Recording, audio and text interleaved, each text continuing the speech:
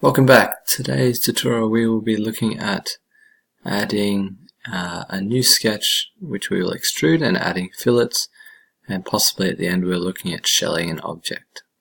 So to begin with, we need to go over down to the bottom section here and select Active Project, and then if it is hidden, just click that drop down menu to show those. So I'm going to open up my block 2. This is what you guys should have completed yesterday. Now before I begin, just a little reminder, if you want to scroll around the drawing like this, hold down Shift key, at the same time press and click the scroll button, and you'll see that little orbit symbol which will allow you to orbit like that. If you simply want to pan left and right, up and down, just press your scroll button and move left, right, up and down. Now that if your block doesn't quite look like this and you might have the dimensions wrong, to edit that sketch you need to come back over to here to the left hand column. You can see extrusion 1, it highlights as I scroll over it. Click the drop down menu, select sketch 1, double click that, and that will let you edit that sketch so you can add in the correct dimensions. Once you've done that, finish sketch, and we're going to start a new sketch. Now when you start a new sketch, you can either click on a face of the object, or we can actually go back to the origin over this left hand side here, and you can see these are the origins at the very beginning that we started with. So if you wanted to draw something on the XZ plane or the XY plane, you can do that here.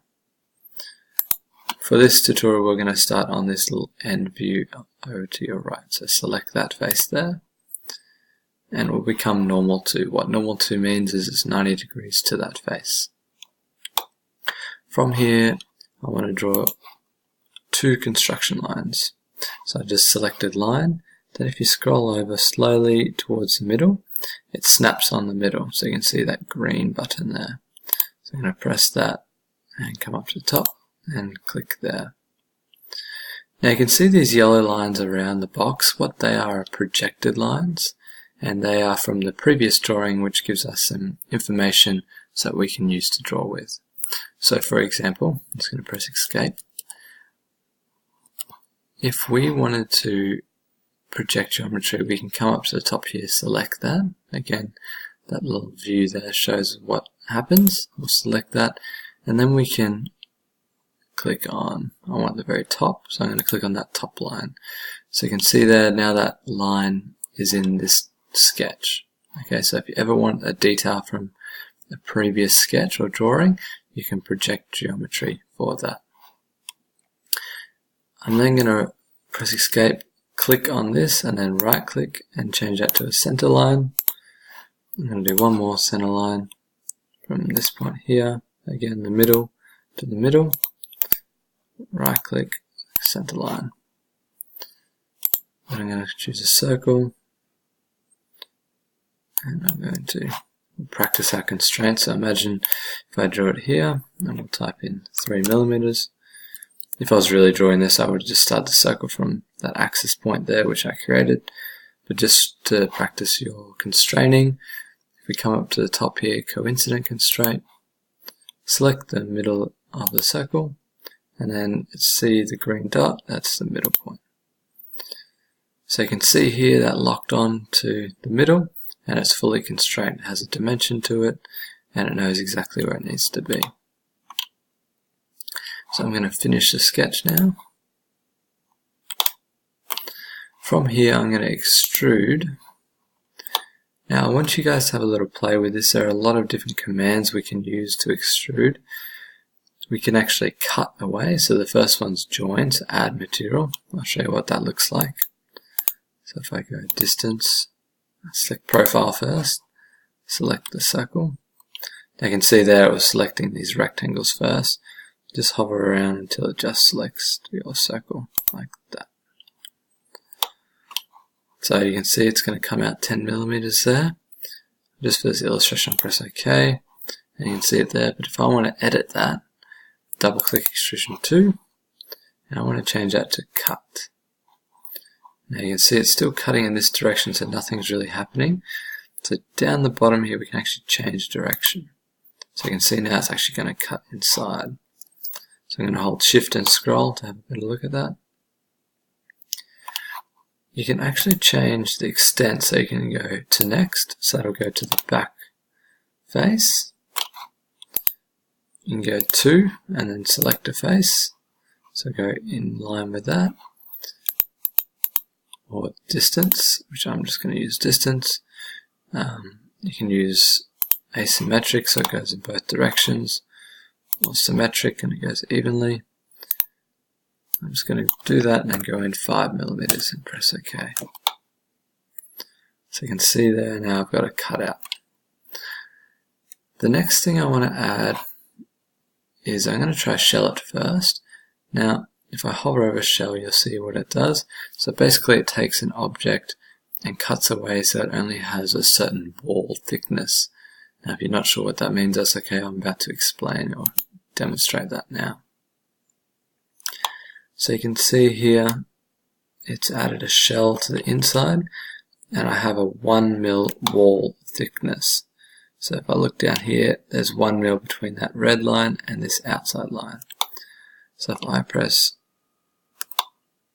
I just drop it down. So this is the information box with a bit more information. And then remove faces. I want to remove this bottom face. No, that's probably not correct. I should probably remove the top face. So I'm going to close that, press escape. And a shell again. And I'm going to remove this face. And this face. This way when I print it, it has a flat surface to print on via the 3D printer. So you can see here this just saves a lot. I'm going to tick that. This saves a lot of material. So now if I print it, it only has to print a 1mm thick wall around every surface. Whereas before, it would have printed all this extra material in here, which I might not have needed. Okay, the last command I'm going to teach you in this tutorial is fillet and chamfer. They both work the same way. So if I select fillet, I'm going to change that radius to 0.5. And then I just need to select the edge. So you can see here I can select this outside edge here, this edge here, and this edge here. And finally that edge there. So that adds a nice, I'm going to press OK. That adds a nice little fillet or soft edge to that corner. So if you're looking for an ergonomic design or something which feels good and doesn't have sharp edges, that's how you can add that on. But we always do the fillet and the chamfering after we've designed it. We don't do it before because it adds unnecessary detail which isn't needed. If I wanted to change that dimension of that fillet, again, like any other constraint, just double click on that and then we can change that. I might want it a bit bigger, so I'm going to go 0.7. Okay. Now generally you'd probably do the same command on the other side, so you'd add another fillet here, which I could have added in this one by selecting another edge. However, I'm going to add a chamfer just to show you the difference. So for the chamfer I'm going to make it 0.7 again, and that basically means that it's 0.7 this way and 0.7 down also. I'm going to select the same faces.